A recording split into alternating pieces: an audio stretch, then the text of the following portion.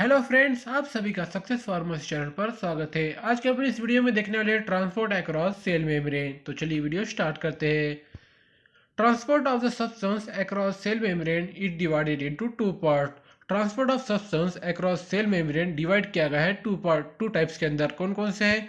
First number पर है passive transport और सेकंड नंबर पर है active transport. Passive transport also divided into three parts. Passive transport divide किया गया है थ्री पार्ट्स के अंदर। कौन कौन से वो देख लेते हैं। फर्स्ट नंबर पर है डिफ्यूजन, सेकंड नंबर पर है फैसिलिटेड डिफ्यूजन और थर्ड नंबर पर है ऑस्मोसिस। तो इसे डिटेल में देख लेते हैं। पैसिव ट्रांसपोर्ट क्या है पहले वो जान लेते हैं। This occurs when substance can cross plasma membrane and organelles semi-permeable membrane and move down the concentration gradient downhill without using energy.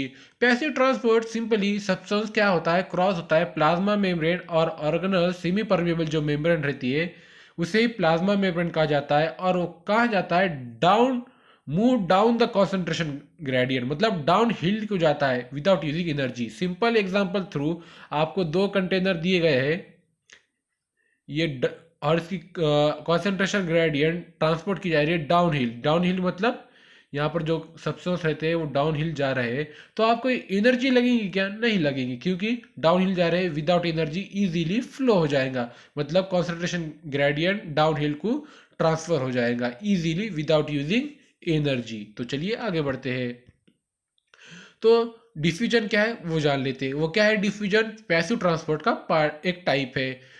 Small substance diffuse down the concentration gradient crossing membrane. जो small substance रहते हैं वो diffuse होते हैं कहाँ पर? Down to the concentration gradient के अंदर, crossing the membrane. Membrane cross करके सब्सटेंस, स्मॉल सब्सटेंस क्या होते हैं? डिफ्यूज होते हैं। Dissolving in the lipids parts of the membrane. जो लिपिड्स पार्ट रहते हैं मेम्ब्रेन के उसके अंदर डिफ्यूजन फॉर्म होती है। तो उसके एग्जाम्पल कौन से? Lipid soluble substance like oxygen, carbon dioxide, fatty acid, steroid.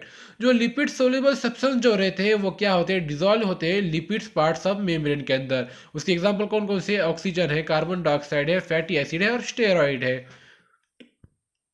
Passing through the water field channel और पोर्स इन द मेम्ब्रेन। और कहाँ डिफ्यूजन कहाँ होता है? जहाँ पर passing of the water field, जहाँ पर वाटर फील्ड चैनल जो रहते हैं और जो पोर रहते हैं वहाँ पर भी डिफ्यूजन फॉर्म होता है। तो उसके एग्जाम्पल कौन से हैं? Water, small water soluble substance like कौन कौन से? Sodium, potassium, calcium. यहाँ ये जो स्मॉल वाटर सोल्यूबल सब्सटेंस जो रहते हैं वो क्या होते हैं? वाटर फिल्ड चैनल के ऊपर या पोर के ऊपर, मेम्ब्रेन के ऊपर क्या होते हैं? डिफ्यूजन होता है। उसका डिफ्यूजन होता है किस किस का? Sodium, potassium, calcium. ये कौन है? स्मॉल वाटर सोल्यूबल सब्सटेंस है। तो चलिए आगे बढ़ते रहे। फैसिलिटेड डिफ्यूजन, इसके बारे में देख लेते हैं detail. The passive process is utilized by some substances that are unable to diffuse through the semi-permeable membrane unadded glucose amino acid।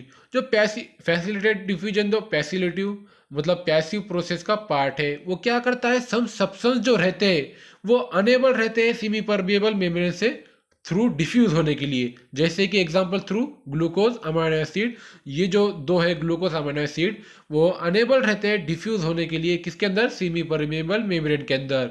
तो ये फैसिलिटेड डिफ्यूजन उन्हें सब सब्सटेंस को यानी ग्लूकोज और अमीनो एसिड को पास करता है, थ्रू करता है।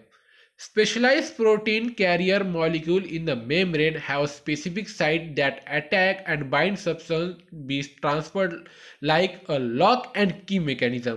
जो स्पेशलाइज प्रोटीन रहते हैं, कैरियर प्रोटीन जो रहते हैं मॉलिक्यूल, वो क्या करते हैं? मेम्ब्रेन पर प्रेजेंट रहते हैं और स्पेसिफिक साइट्स पर उस पर अटैक करते हैं। कौन? ग्लूकोज और अमीनो एसिड किस पर अटैक करते हैं? जो स्पेशलाइज प्रोटीन कैरियर पर रहते हैं उस पर स्पेसिफिक साइट के ऊपर अटैक करते हैं और bind the substance and transferred like lock and की मैकेनिज्म। बाइंड करने के बाद क्या की जाती है? वो ट्रांसफर की जाती है। कौन से मैकेनिज्म से?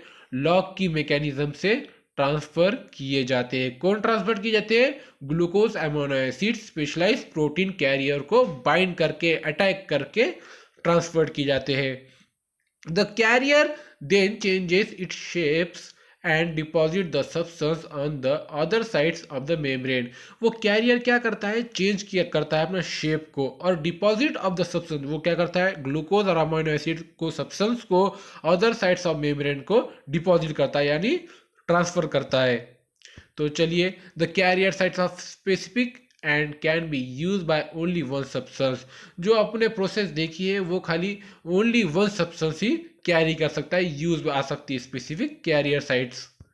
As there are finite number of carriers, there is a limit the amount of substance which can be transported by any time।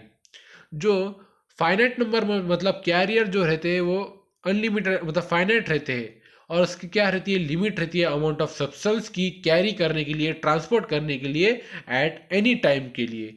तो इसे ही क्या कहते हैं, इसे ही ट्रांसपोर्ट मैकेनिज्म कहते हैं। तो इसकी थोड़ी डायग्राम वाइज थोड़ी डायग्राम देख लेते हैं और थोड़ा समझ लेते हैं।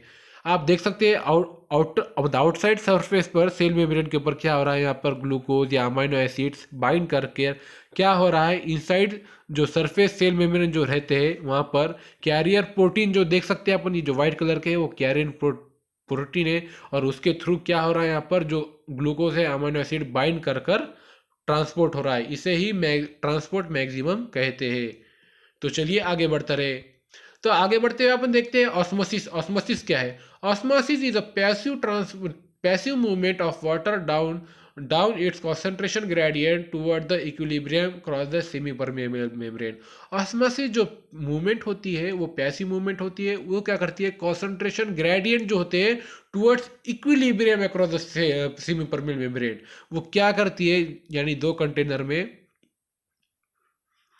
वो इक्विलिब्रियम करती है, दोनों को क्या करती है, इक्विलिब्रियम होने तक, सेमी परमेबल होने तक ऑस्मोसिस प्रोसेस फॉर्म होती है, जब तक concentration gradient toward the equilibrium to the नहीं हो जाता, जब तक ऑस्मोसिस होते रहेगी। इसे ही ऑस्मोसिस कहते हैं। तो चलिए आगे बढ़ते हैं। तो देख लेते हैं एक्टिव ट्रांसपोर्ट क्या है। एक्टिव ट्रांसपोर्ट क्या है?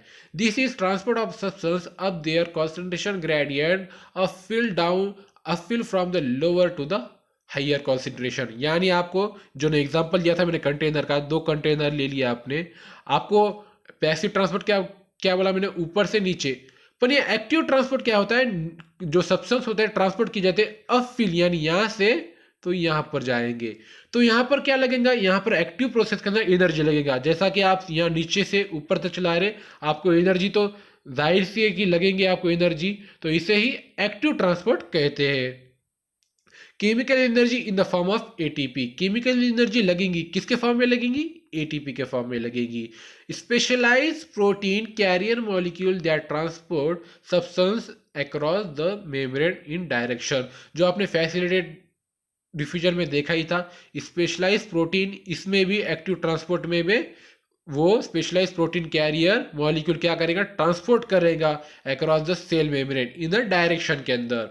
तो चलिए आगे बढ़ते हैं। These carrier sites are specific and can be used by only one substance। जो कैरियर साइट है, स्पेशलाइज कैरियर साइट जो होती है वो स्पेसिफिक खाली यूज होती है ओनली वन सब्सटेंस के लिए ही यूज होती है, ओनली वन टाइम के लिए। Rate of transport substance depend on the number of sites are available. जो आपने देखे थे वो क्या है, रेट ऑफ ट्रांसपोर्ट सब्सटेंस जो है वो डिपेंड क्या पर है, साइट्स अवेलेबल। मतलब जितने कैरियर साइट्स अवेलेबल रहेंगे तो उतने ही rate of transport substance depend रहेगा। किसके ऊपर डिपेंड रहेगा, साइट्स ऑफ अवेलेबल के ऊपर डिपेंड रहेगा। अब द सोडियम पंप देख लेते हैं। सोडियम पंप क्या है? This active transport mechanism maintain homeostasis of electrolytes sodium and potassium. जो एक्टिव ट्रांसपोर्ट मैकेनिज्म जो है वो मेंटेन करता है होम्योस्टैटिस। होम्योस्टैटिस मतलब कंट्रोल कंडीशन वो करता है इलेक्ट्रोलाइट्स ऑफ सोडियम प्लस और पोटेशियम प्लस की क्या करता है, वो होम्योस्टैटिस करता है, एक्टिव ट्रांसपोर्ट मैकेनिज्म फॉलो करता है।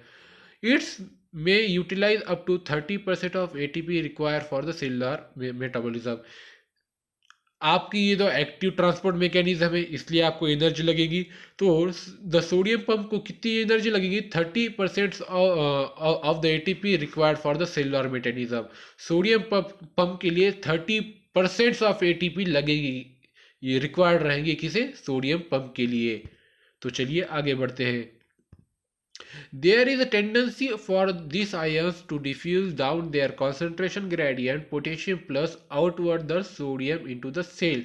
जो आप देख सकते हैं आयन जो डिफ्यूज होंगे कॉन्सेंट्रेशन ग्रेडियंट सोडियम क्या होंगे मेम्ब्रेन के आउटवर्ड में जाएंगे तो क्या होगा होम्योस्टैटिस होगा तो पोटेशियम आउटवर्ड को जाएंगे तो सोडियम और क्या आएंगे फिर मेम्ब्रेन में आएंगे सेल के अंदर आ जाएंगे homeostasis is maintain the excess sodium plus is pumped out the across the cell membrane is exchanged for potassium क्या होंगे सोडियम सोडियम आउटवर्थ को जाएंगे तो पोटेशियम इनटू द सेल आएंगे या पोटेशियम आउटवर्ड को जाएंगे तो सोडियम इनटू द सेल आएंगे इसी तरह से फॉलो होते रहेंगी potassium sodium potassium pump follow होते रहेगा। तो आपको वीडियो अच्छी लगेगी तो वीडियो को लाइक कीजिए शेयर कीजिए और चैनल को सब्सक्राइब ज़रूर कीजिए।